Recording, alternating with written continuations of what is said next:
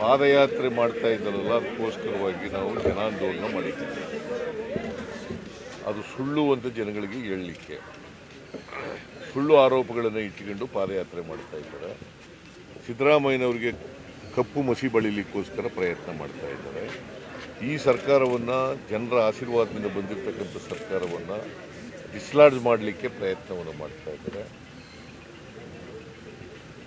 ಅವರು ಸಿದ್ದರಾಮಯ್ಯನವರಿಗೆ ಕಪ್ಪು ಮಸಿ ಬಳಿದು ಅವರನ್ನು ರಾಜಕೀಯವಾಗಿ ಅಳೆದರೆ ನಮಗೆ ಅನುಕೂಲ ಆಗ್ತದೆ ಅಂತೇಳಿ ಭ್ರಮೆನಲ್ಲಿದ್ದಾರೆ.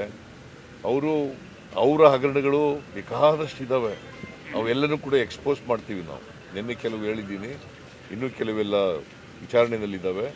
ಅದು ವರದಿ ಬಂದ ಮೇಲೆ ಅವ್ರ ಮೇಲೆಲ್ಲ ಯಾರ್ಯಾರು ತಪ್ಪಿತಸ್ಥರಿದ್ದಾರೋ ಅವ್ರ ಮೇಲೆಲ್ಲ ಕ್ರಮ ತಗೋತೀವಿ. ಕುಮಾರಸ್ವಾಮಿ ಇರ್ಬೋದು, ಯಡಿಯೂರಪ್ಪ ಇರ್ಬೋದು, ವಿಜಯೇಂದ್ರ ಇರ್ಬೋದು, ಆರ್ ಅಶೋಕ ಇರ್ಬೋದು, ಎಲ್ಲರ ಮೇಲೂ ಕ್ರಮ ತಗೋತೀವಿ. ನಾವು you have decided to fight these false allegations both politically and legally.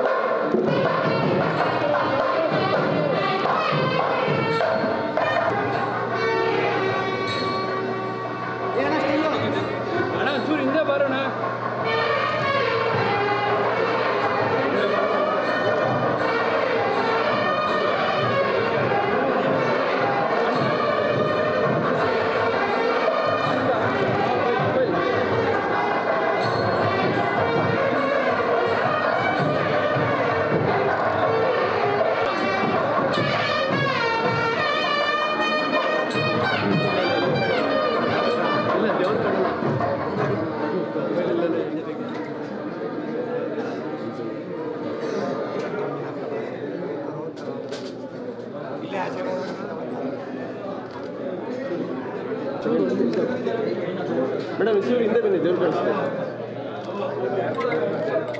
Sir.